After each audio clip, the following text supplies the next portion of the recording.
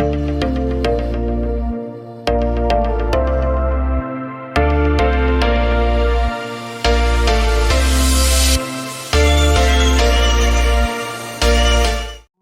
everybody. Oh, I turned the video on and off again. Hope everybody is well. I had a bit of technical issues with a couple of things, but we are here now, and I hope you are doing well and ready for a bit of reading, which is always good for the soul and good for the brain. So, yes, Rich Dad, Poor Dad, we probably all know that I have it in Chinese, and you don't speak Chinese, so we're going to be reading this one here until I have another copy, but we're having a lot of fun with this one anyhow. The Art of Thinking Clearly. Not everything I agree with, and that's why we're having the discussion, which is a lot of fun. Let's have a look what we're up to. Let's have a look. Never Pay Your Lawyer by the Hour was the last chapter, which was the incentive super response tendency. And today we're up to chapter 19, the dubious efficacy of doctors, consultants, and psychotherapists. And this one is called Regression to the Mean. Okay, this one should be a good chapter. Let's get started. His back pain was sometimes better, sometimes worse. There were days when he felt like he could move mountains and those when he could barely move. When that was the case, fortunately, it happened only rarely. His wife would drive him to the chiropractor. The next day, he would feel much more mobile and would recommend the therapist to everyone. Interesting start. Another man, younger and with a respectable golf handicap of 12, gushed in a similar fashion about his golf instructor. Whenever he played miserably, he booked an hour with the pro, and lo and behold, in the next game, he fared much better. And a third example, a third man, an investment advisor at a major bank, invented a sort of rain dance, which he performed in the restroom every time his stocks had performed extremely badly. As absurd as it seemed, he felt compelled to do it, and things always improved afterwards. What links the three men is a fallacy, the regression to mean delusion. Suppose your region is experiencing a record period of cold weather. In all probability, the temperature will rise in the next few days, back towards the monthly average. The same goes for extreme heat, drought, or rain. Weather fluctuates around a mean. The same is true for chronic pain, golf handicaps, stock market performance, luck in love, subjective happiness, and test scores. In short, the crippling back pain would most likely have improved without a chiropractor. The handicap would have returned to 12 without additional lessons, and the performance of the investment advisor would also have shifted back towards the market average, with or without the restroom dance. Okay, there's a lot that we're going to be able to unpack with this a little later on. Extreme performances are interspersed with less extreme ones. The most successful stock picks from the past 3 years are hardly going to be the most successful stocks in the coming 3 years. Knowing this, you can appreciate why some athletes would rather not make it onto the front pages of the newspaper. Subconsciously, they know that the next time they race, they probably won't achieve the same top result, which has nothing to do with the media attention, but is to do with natural variations in performance. So let's start to unpack this a little bit. So yes, things do regress back to the mean, which is important to remember. So stocks that have really rapidly risen, they have been performing so well that people have been buying into them, and eventually you get to a point where most people have already bought into it. So there are not going to be as many people that are buying into it. Plus, this stock is now at quite a high price. So for value investors, they look at the company and say, there's not that much value left. There's not that much room for it to grow because it is already above book value, for example. So what does that mean? That means that the value of the company is going to be different to the actual stock price. So if the stock price per share is, let's say, $5, but the actual value of the company per share, the tables, the chairs, everything that the company owns is only $3 per share, then that means that the stock price is higher than what the actual company is worth. So if you think that the management and a couple of other things are worth a little bit of extra money, that is fine. But when we get to ridiculous numbers, if the actual company is worth $3 per share, but people are paying $100 for that share, then it's gone a little bit crazy. And it's not likely that that will necessarily keep going up unless you have some really big speculators in the market, just like the tulip bulb bubble in the Netherlands, or for example, the stock market bubbles of the 1990s, the late 1990s.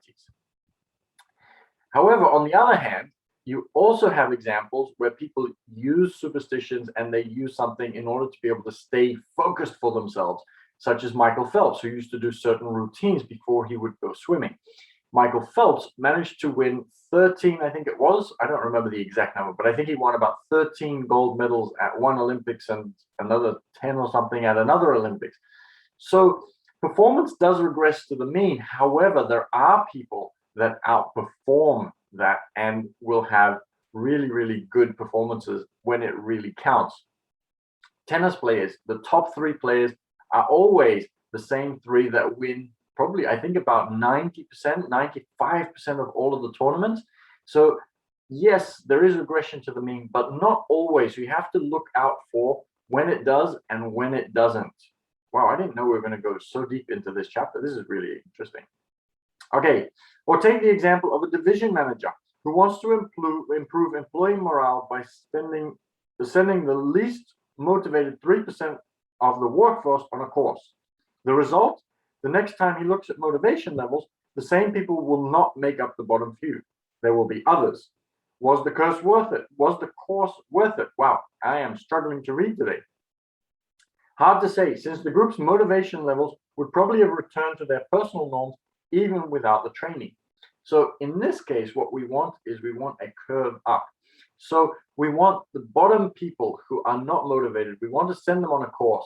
And when they come back, everybody has gone up so that the bottom three, there'll always be a bottom three. And the ones that were at the bottom can't stay at the bottom. So if they get motivated and they move up, there are going to be new ones at the bottom, but you want that level to be higher than where the first group of the people at the bottom were. Then you know that you have growth in that. Was the course worth it? Hard to say, since the group motivations levels would have returned to their personal norms even without the training.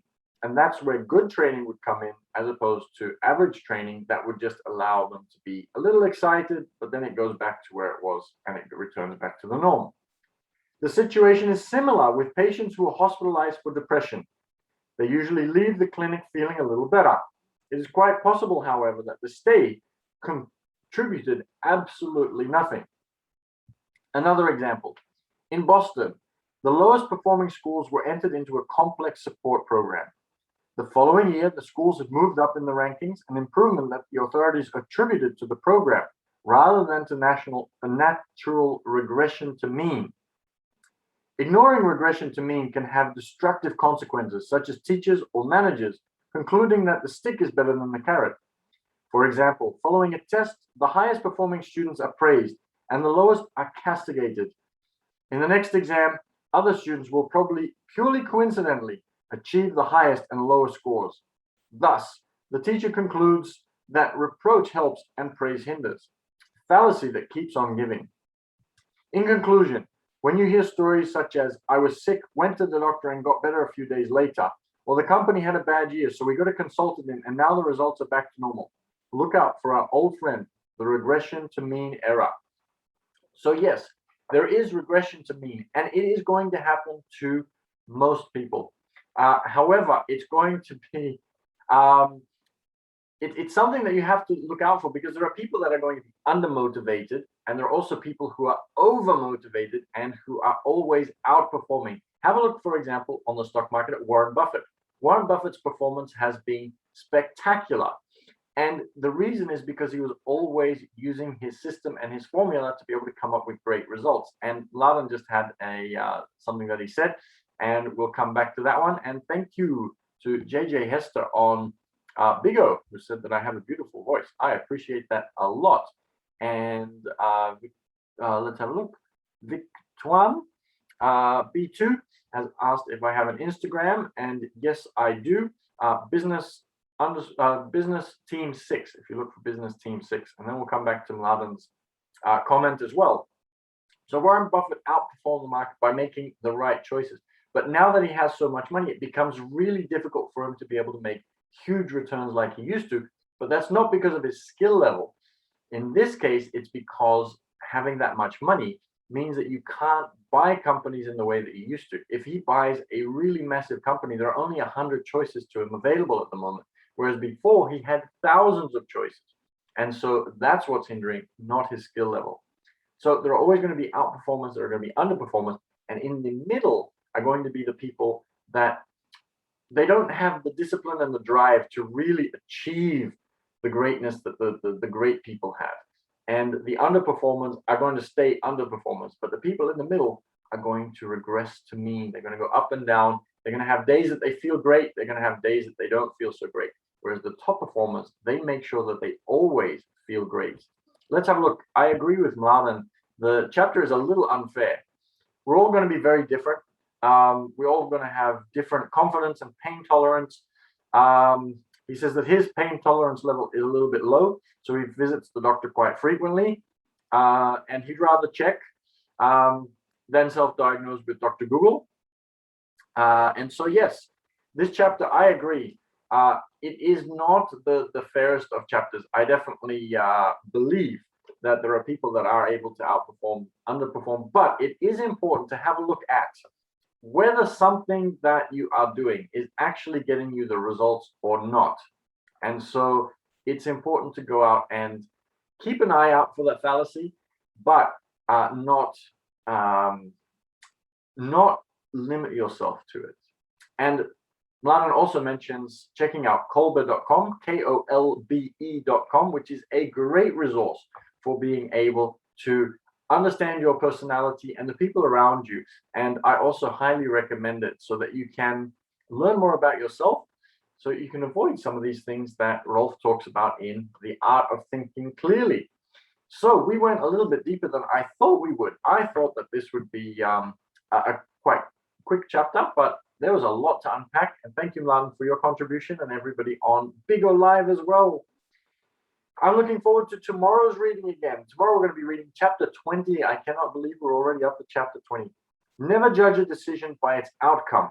This one's called the outcome bias, and we'll have a chat about that one tomorrow, see what comes up. Have a great day. Remember to keep reading. And for those of you who are interested in investing, we do our reading in the morning. On Tuesday every fortnight, we do online cash flow, which is a simulator that mimics real life, that allows you to practice and see what you're able to do to create financial freedom in your life.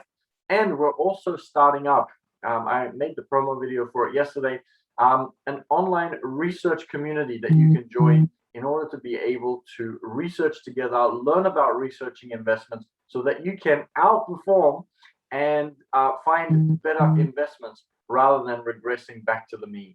So get in touch, leave a comment, join us tomorrow for another reading. Have an amazing day and go out there and create something magical.